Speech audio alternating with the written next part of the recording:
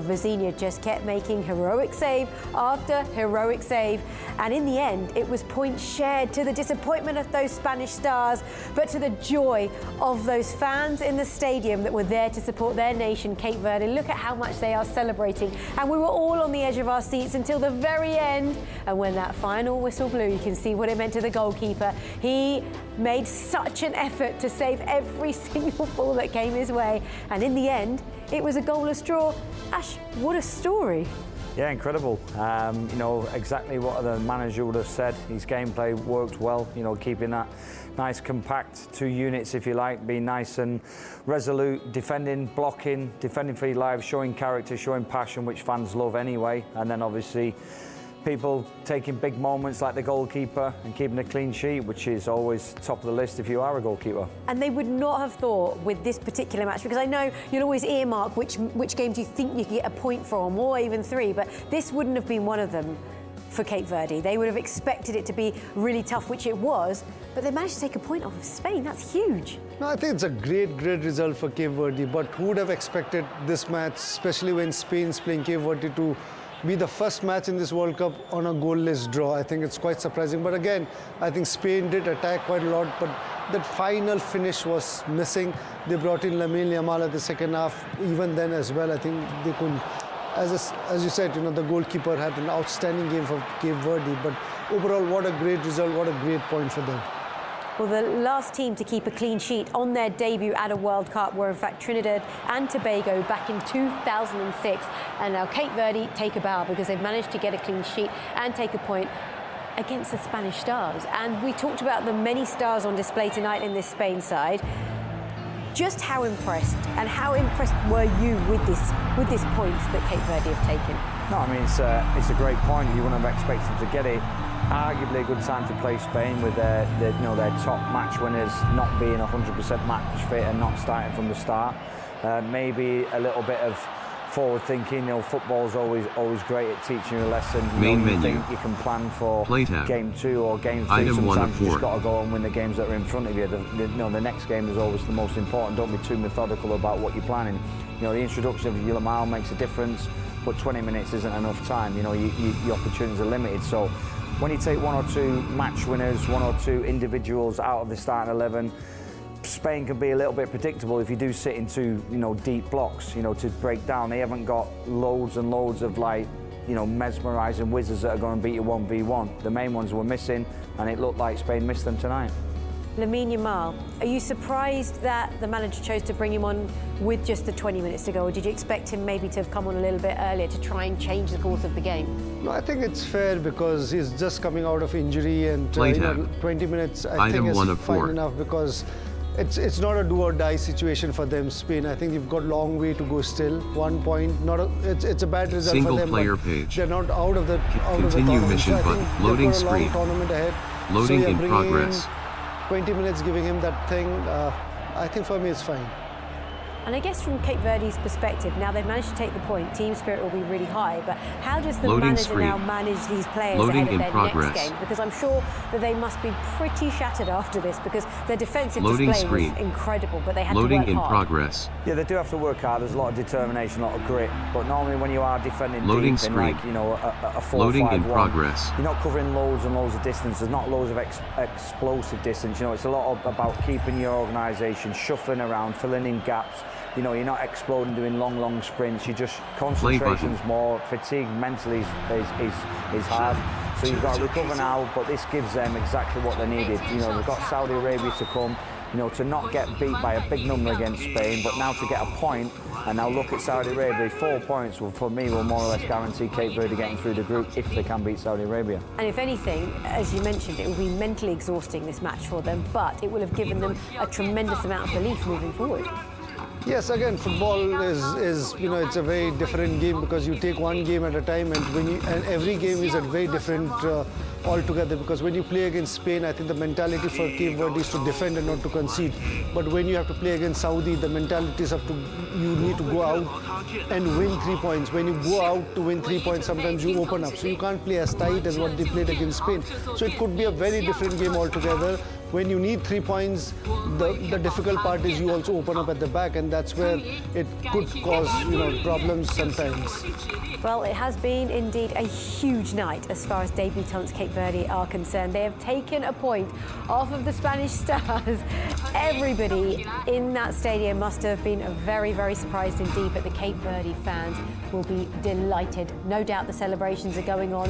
Shock faces for the Spanish fans, but look, it's early on in the tournament and we'll discuss what's next for both of these teams after the break.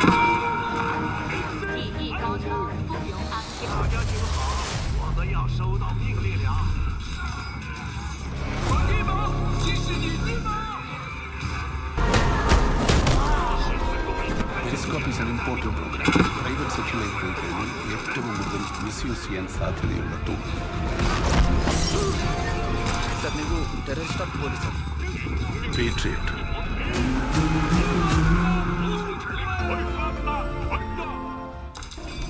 The next revolutionary service from Shakti Studio. Song forces descended on Samaj Mujan's Seva, men. the social The evaluation. general needed to defend what he had taken from his former masters. Sir ನೀವು terrorist of police Patriot.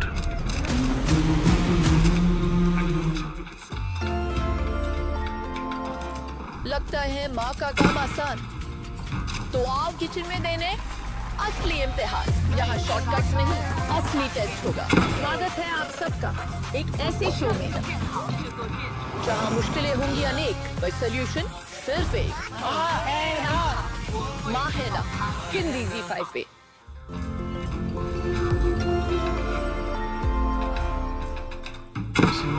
Mysterious ways, Miss Brown. He's not going to stop. There are many more in danger.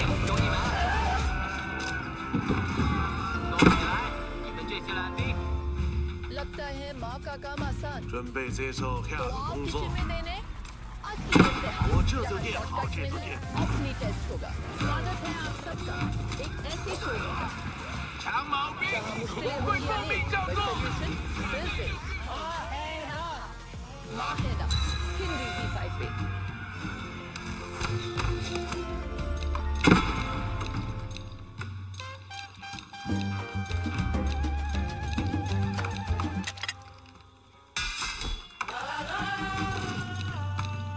When we share who we truly are, real connections happen. Black and white, the magic of sharing.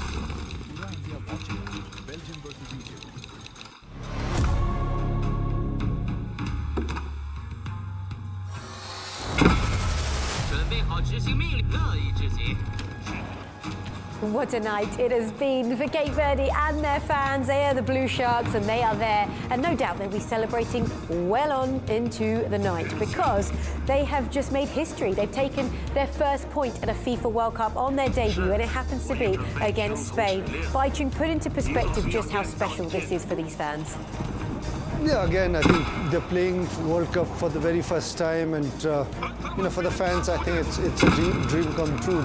Their team qualifying, you've got big passion and interest in the country, and now with their qualification having this point in Spain, I think the country is going to just be focusing on the next two matches. And overall, I think the game, football in that country is obviously going to pick up so big, and I'm sure every child from now on, getting this result, seeing the passion, is going to go and start playing football. Well, they've put themselves on the world map and they've done it in style because, look, you see Vizinha, he was hugely important tonight. He is their goalkeeper, he's made 7 saves, and they were very, very important saves because the scoreline could have been very different had he not made those saves, Ash. Yeah, it could, but I think, when you play as a defender and you've got a goalkeeper behind, what you want from him is just clean, no mistakes, good communication skills. I think that's what he did. He commanded his box. He obviously kept a clean sheet, pulled off good saves, but I don't think there was any world-class saves, if they're being honest. Stuff you'd expect, but considering the occasion, considering it's the first World Cup, considering you're playing against Spain, the pressure, the mental side of that, he's done everything without making a mistake, and he's done it cleanly and calmly, and that's what gives you assurance as a defender. It's a commanding, calming performance behind him, which for me is what was good about it. Is that quite worrying then, Ash, the fact that we're saying he made saves, but he wasn't forced to make any top-class saves, which you would have sort of expected, or do we just have to credit the fact that Cape Verde defended so well? Yeah, you just have to say, collectively in numbers, the organisation, You know, the shape, the determination to have the aggression, the determination, throwing bodies under the ball, making it hard and making Spain compete toughly for that little bit of space. So denying space was good from Cape Verde, gameplay was good, and obviously determination was good. Spain, it's always hard when teams are sitting in and they're not coming out and playing. You know, it's really hard to break teams down, and that's when you need your individuality from the match winners like Lamar's, and it was a little bit too late from him. And it might mean that the manager will need the likes of Mal on from the very start in the next couple of games, because you need those game changers from the very beginning.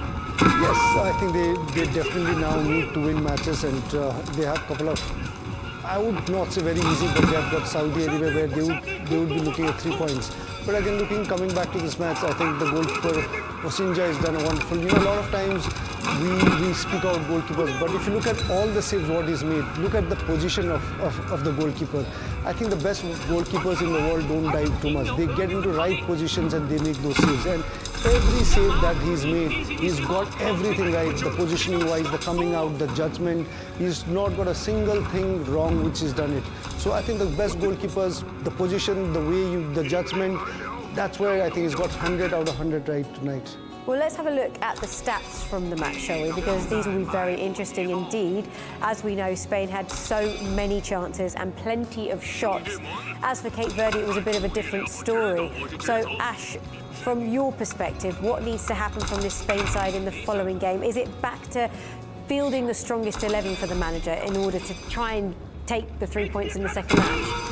Well, I think they play Saudi Arabia, so I think they're going to be coming up against a team that will look at this and think, you know, what worked for Cape Verde? Cape Verde got a clean sheet how? So they defended in numbers, they defended everyone behind the ball, they have space between the units really condensed and compact, and they restricted Spain down. Now, the XG obviously is 2.2, which is good, which means they should have obviously scored at least 1 goal if it's 2.2. So then you have to give credit to some of the defending, you know, some of the goalkeeping, and collectively the overall split from Cape Verde. So it's a bit of 6 and 2 threes, really. Yeah, and I guess every team that comes up against Spain now is going to think, if we just do what they did, we can actually get something from this match. Yeah, but again, you know, when you go into knockout stages, you're going to get better sides, and a lot of teams, I think maybe a round of 8, quarterfinal onwards, every team would want to win, so they open up, and then it becomes much easier for Spain. But before that, I think once you get into round of 16, like what they had experienced against Morocco, goalless draw, and they were out in penalty shootout in the last World Cup. And that's something which I think they're very aware of, and they don't want to get into a situation. Even today, if it was a knockout game, you know, Cape Verde would have gone on 5-5 penalty shootout and might have won it, and Spain would have been out. Wow, it's incredible, isn't it? That's why we love football. Absolutely anything can happen. Okay, we are going to take a break, after which we are going to tell you all about what's coming up next. Of course, we do have Belgium up against Egypt, and we've got very many stars on display in that one. We'll talk about Kevin De Bruyne, we'll talk about Mo Salah, and we'll talk about what we think both teams can achieve in this tournament, and then more matches to bring you throughout the course of the night. Right, we'll see you on the other side of this break.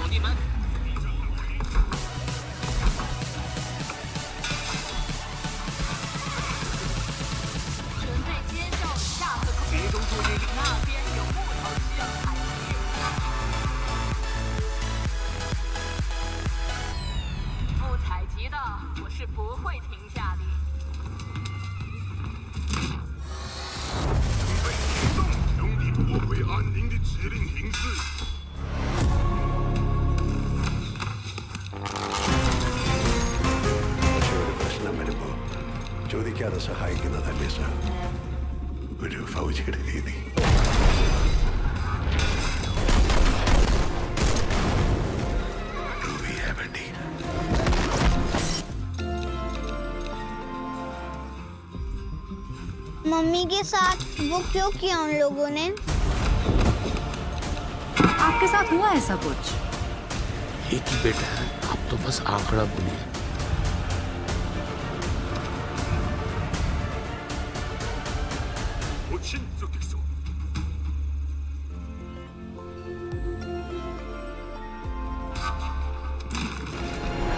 Is that similar to periscope?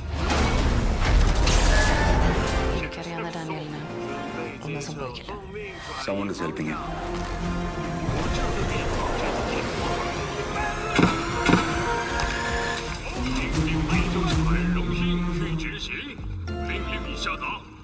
वो क्यों किया उन लोगों ने? आपके साथ हुआ ऐसा कुछ? अब हो रही हूँ मैं पर्सनल, किसी को होना पड़ेगा personal.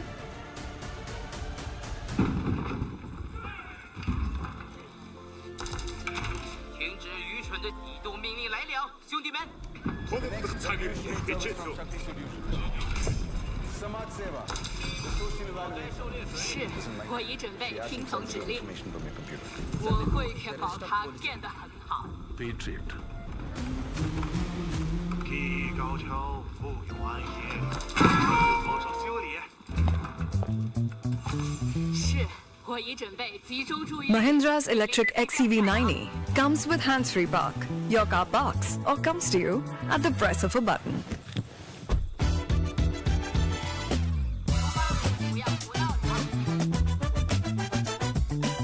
是，我已准备听。安静，我会听从您的命令。 你需要我做什么？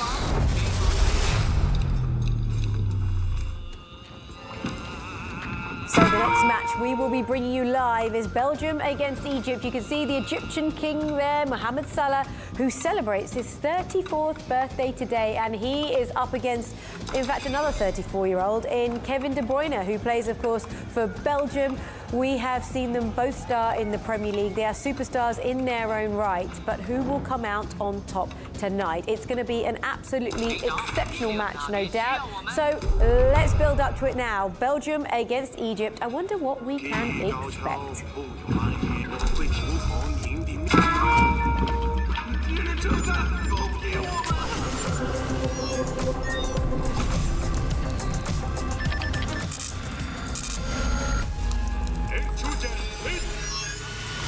我该向哪里光辉寻奇？无非是给我指出以明智的决定得令。你的命令真是及时又明智。 What a night to look forward to, and no doubt Kevin De Bruyne is going to be key. It's incredible. This is his 4th World Cup. He's 34 years old. He's currently playing out in Napoli, and he brings a huge amount of experience to the midfield of this Belgium side, Ash. Yeah, I mean, obviously, we all know of his capabilities, you know, fantastic with goal involvement, whether that's an assist, whether it's a goal for himself, whether it's getting into the box, whether it's finding those little spaces in between the lines, those pockets of spaces, and linking those final passes and assists. So what we've, seen him do time and time again from Man City, he used to operate quite wide, incredible delivery of the ball, whether it's crosses, like I say, whether it's a pass into the penalty box.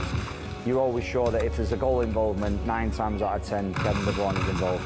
And you've kind of got the golden generation that Kevin De Bruyne is part of, and Jeremy Doku, who you can see there, of course, who's been a star for Manchester City.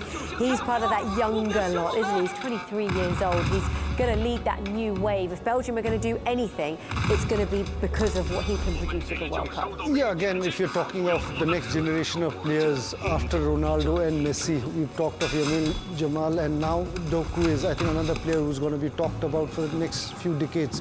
He's changed his game over the years, I think, with Man City. We've seen him when initial stages, I think the release, the timing of release of the ball, the timing of the dribble, I think somewhere that final touch was missing. But over the years, I think lately what he's played for Man City and Belgium, I think he's got that as well. He's got that maturity brought into his game. The decision making has been much better now. So when he's playing this tournament, I think he's going to play with much more experience than what he did 3-4 years ago. So I think it's going to be very, very interesting.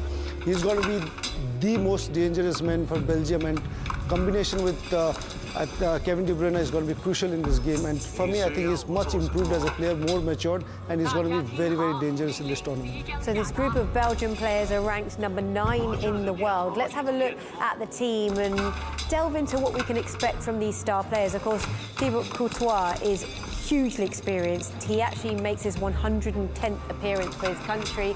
Yuri Tillemans in the middle of the park has plenty of experience. So too does Leandro Trossard and De Bruyne.